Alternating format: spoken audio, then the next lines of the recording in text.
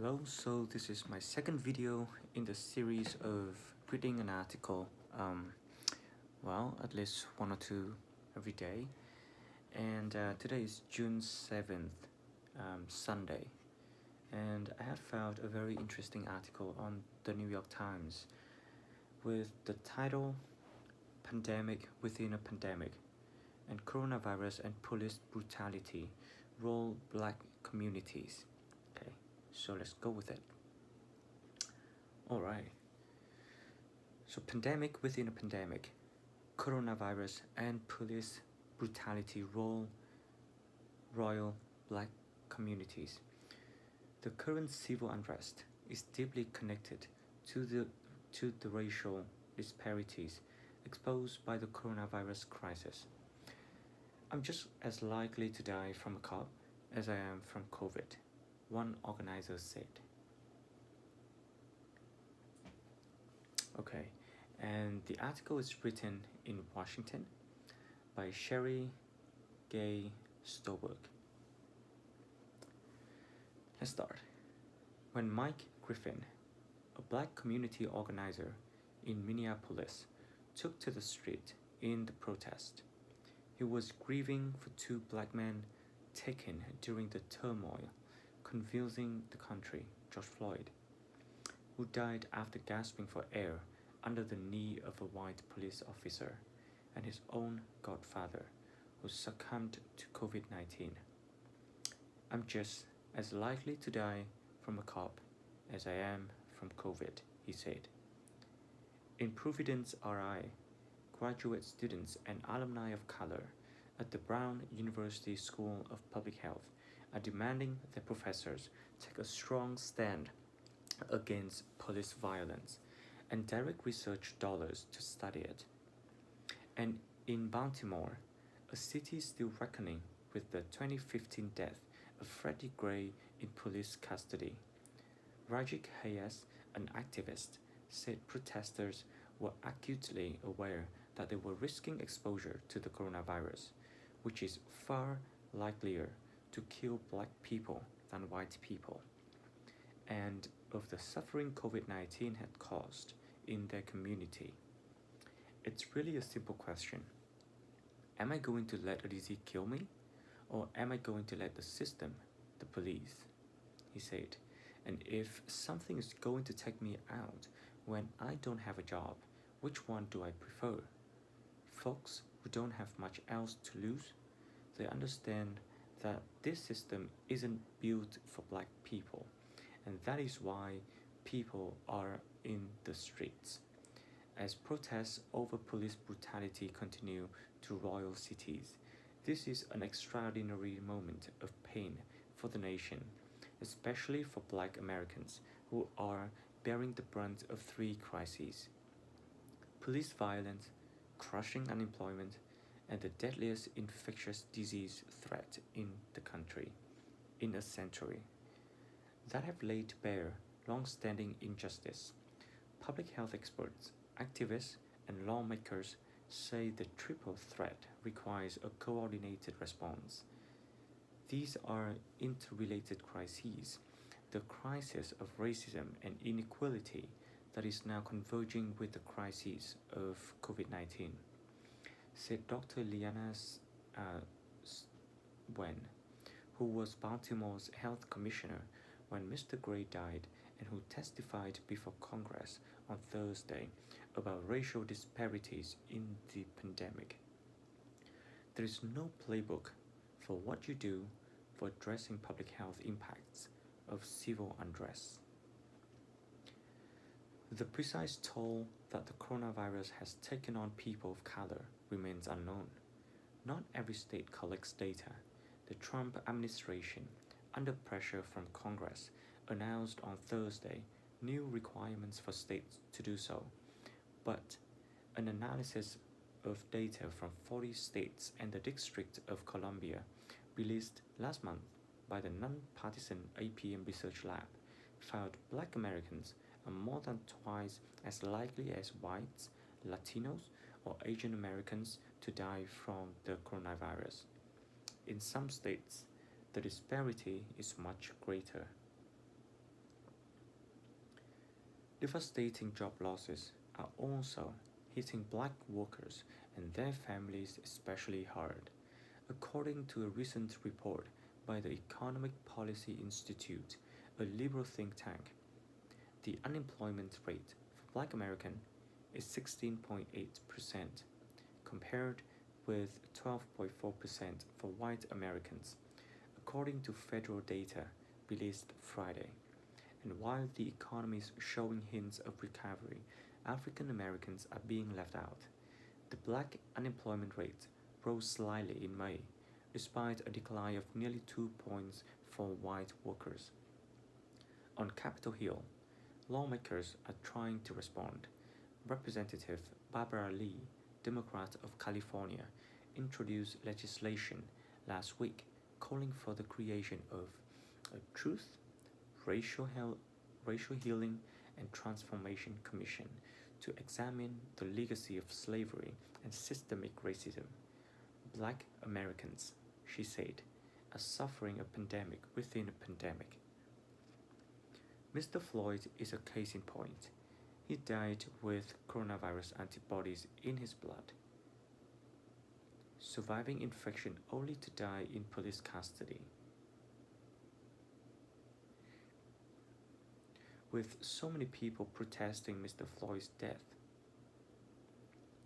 many of them black and brown, state and local health officials are bracing for a fresh wave of coronavirus infections. The mass incarceration of black people has only worsened the pandemic's heavy toll on minorities. Black Americans are incarcerated in state prisons at 5 times the rate of whites, according to the Sentencing Project, a Washington advocacy group.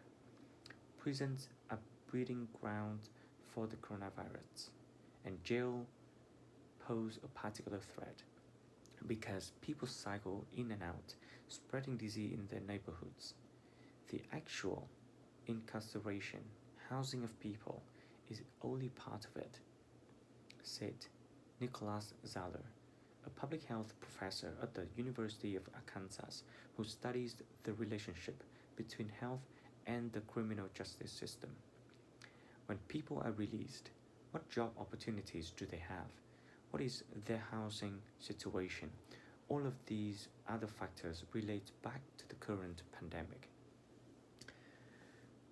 Trevor Noah, the South African-born host of The Daily Show, connected the dots from Amy Cooper, a white woman who falsely accused an African-American bird watcher of threatening her to the death.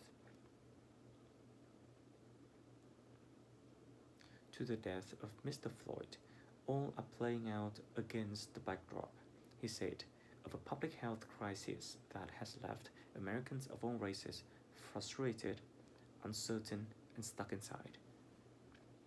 While everyone is facing the battle against coronavirus, black people in America are still facing the battle against racism and coronavirus, he said in a recent 18-minute monologue, adding, coronavirus exposed all of it. Okay, and I will open this video in another tab just to watch later. Okay, let's go on. For many involved in the protests, the pandemic is deeply personal. Some have lost friends or family members to the coronavirus.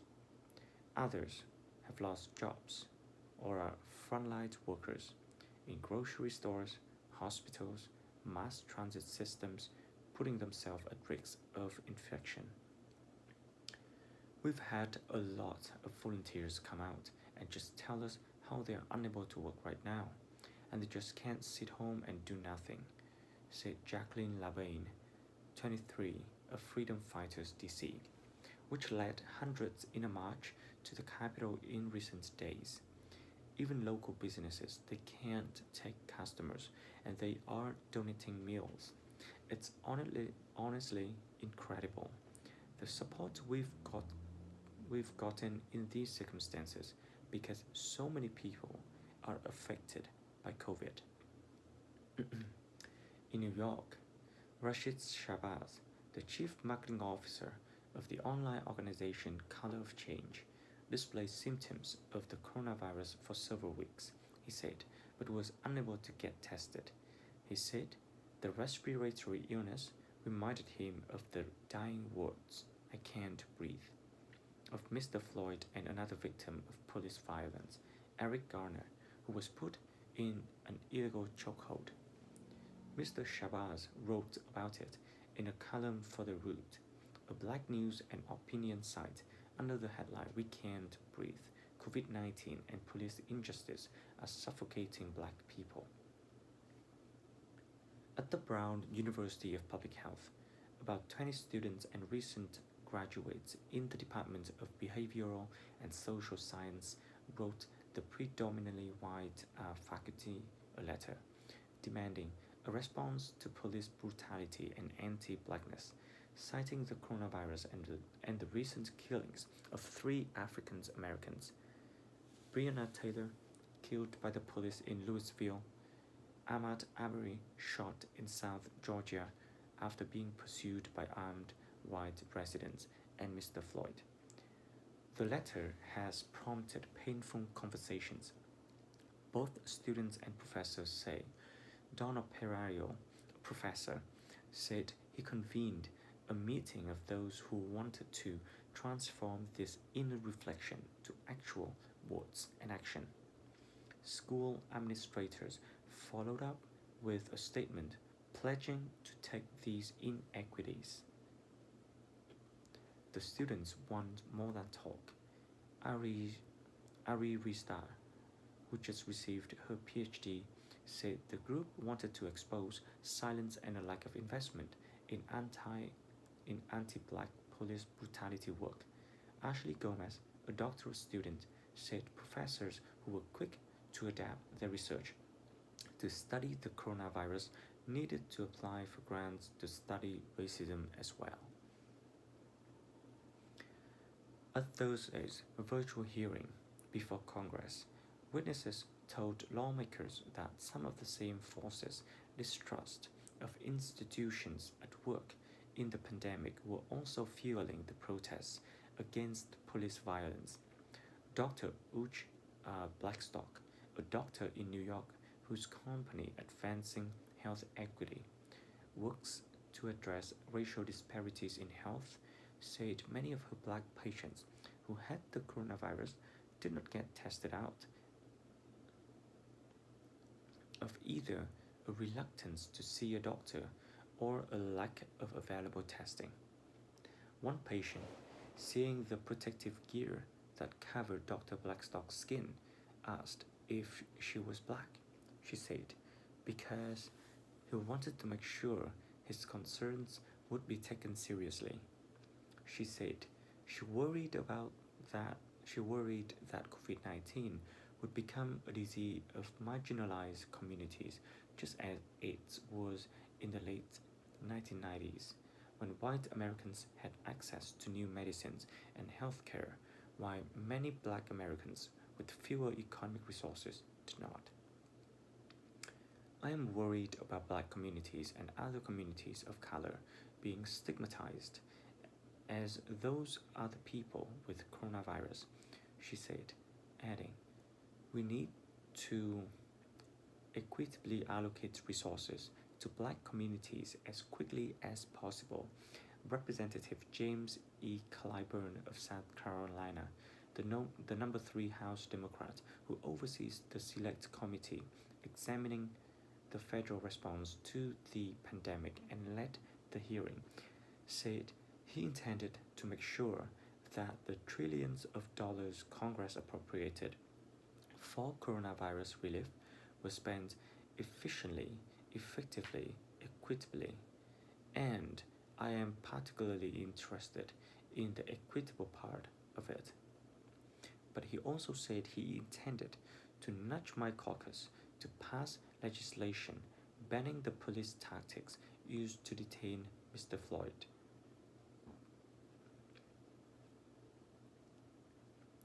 After the Baltimore unrest in 2015, Dr. Wen now a public health professor at George Washington University, declared racism a public health issue, which she said raised a lot of eyebrows at the time. More people are thinking that way now. In North Carolina, where African Americans account for 28% of coronavirus cases, but only 22% of the population, the state health secretary decried structural racism last week. In Ohio, where black people account for 18% of COVID 19 deaths, but 13% of the population, officials in Franklin County have declared racism a public health crisis. Ms. Lee, the congresswoman, said she intended to ask her county to make such a declaration. Despite the turmoil, it's an emotional roller coaster right now, she said. She feels optimistic. This is a transformative moment, she said. I am sad, I am angry, but I have hope. That's the end of the article today. So, bye bye.